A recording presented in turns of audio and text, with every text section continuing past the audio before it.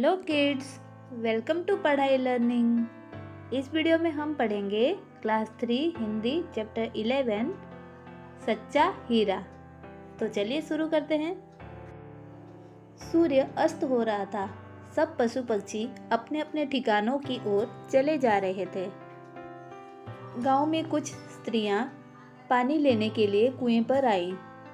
कुछ पानी लेकर अपने घरों को लौट गई, पर मालती, मधु, कुसुम और उषा वहीं कुएं की पक्की जगह पर बैठकर इधर उधर की बातें करने लगी। बातचीत करते करते वे अपने अपने बेटों की प्रशंसा करने लगी।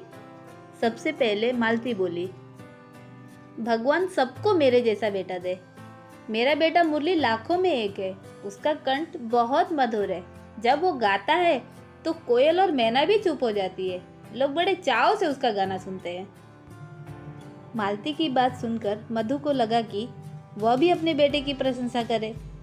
वह बोली, मेरा बेटा ज्ञान बड़ा विद्वान है। वह तो मानो साक्षात बृहस्पति का अवतार है। वह जो कुछ पढ़ता है तुरंत याद कर लेता है। उसे हजारों श्लोक याद है।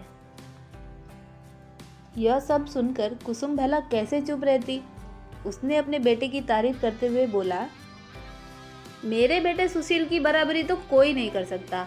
वो बहुत शक्तिशाली और बहादुर है। वो बड़े बड़े पहलवानों को पछाड़ देता है। आधुनिक भीम है वह। इन तीनों की बातें सुनकर भी उषा चुप बैठी रही। उसने अपने बेटे के बारे में कुछ न कहा।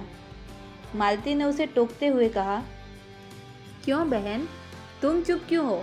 तुम्हारा भी तो एक बेटा है। तुम भी अपने बेटे के बारे में हमें बताओ। उसमें क्या विशेषता है?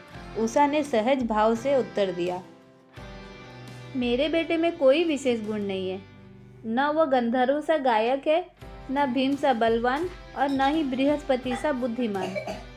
वह तो बहुत सीधा साधा है। पास ही एक वृद्धा बैठी इन चारों की बातें सुन रही थी। इसके बाद जब चारों स्त्रियां घड़े सिर पर रखकर घर लौटने लगी तो वह भी उनके पीछे पीछे चलने लगी। तभी किसी का मधुर स्वर सुनाई पड़ा। सुनकर मालती बोली, सुनो, मेरा हीरा गा रहा है। तुम लोगों ने सुना? कितना मधुर है इसका कंठ। मुरली गीत गाता हुआ उनके पास से गुजर गया। उसने अपनी माँ की ओर आंख उठाकर भी नहीं देखा। तभी मधु का बेटा ज्ञान गीता के श्लोकों का पाठ करता हुआ निकला। लग रहा था मानो सरस्वती उसके कंठ में विराजमान हो।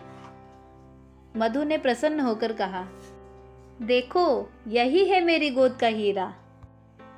परंतु वह भी माँ की ओर देखे बिना वहां से चला गया। थोड़ी दूर चलने पर उन्होंने देखा कि एक युवक अकड़ता हुआ सामने से चला आ रहा है। उसका सीना तना हुआ था। चाल में हाथी जैसी मस्ती थी। वह कुसुम का बेटा सुशील था। सुशील भी मस्ती में चलता हुआ इन सबके पास से गुजर गया। वे सब कुछ और आगे बढ़ी तो उन्होंने एक नव युवक को आते हुए देखा।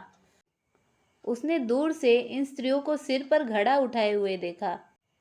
वह दौड़कर इन सब के पास आया।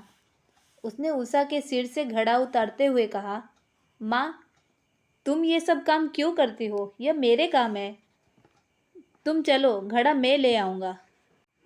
वह उषा का बेटा सलील था। बाकी तीनों स्त्रियां आश्चर्य से उषा और सलील को देखती ही रह गई। मालती ने पीछे पीछे आ रही वृद्धा से पूछा, माँ जी, आपने हम चारों के बेटों के बारे में सुना और उन्हें देख भी लिया। अब आप ही बताइए, इनमें से सबसे अच्छा किसका बेटा है? वृद्धा ने उत्तर दिया, मैंने यहाँ से कुछ युवकों को जाते तो देखा है, पर बेटा तो मुझे एक ही दिखाई दिया, जो कंधे पर घड़ा लिए आगे आगे जा रहा है। सच्चा हीरा यही है, जो बेटा माँ को बोझ उठाते देखकर भी उसका बोझ हल्का नहीं कर सकता। वह कैसे सच्चा हीरा हो सकता है? वृद्धा की बातें सुनकर तीनों का घमंड चूर चूर हो गया। वृद्धा ने बिल्कुल सही कहा था।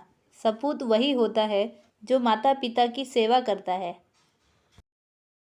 तो बच्चों, एक बार फिर से मैं आप लोगों को बता देती हूँ कि इस कहानी में हमने किन किन लोगों के बारे में पढ़ा। मालती का बेटा मुरली गाना गाता है। मधु का बेटा ज्ञान बड़ा विद्वान है। कुसुम का बेटा सुशील बहुत शक्तिशाली और बहादुर है। उषा का बेटा सलील बहुत सीधा साधा है और वही सच्चा हीरा है, क्योंकि उसने अपने माँ की सेवा की। बच्चों, ये वीडियो आपको कैसा लगा? अगर आपको ये वीडियो अच्छा लगा तो वीडियो के नीचे लाइक का बटन क्लिक कर दीजिए और मेरे चैनल को सब्सक्राइब कर लीजिए, ताकि मेरे नए वीडियो के नोटिफिकेशन आप तक सबसे पहले पहुँचे।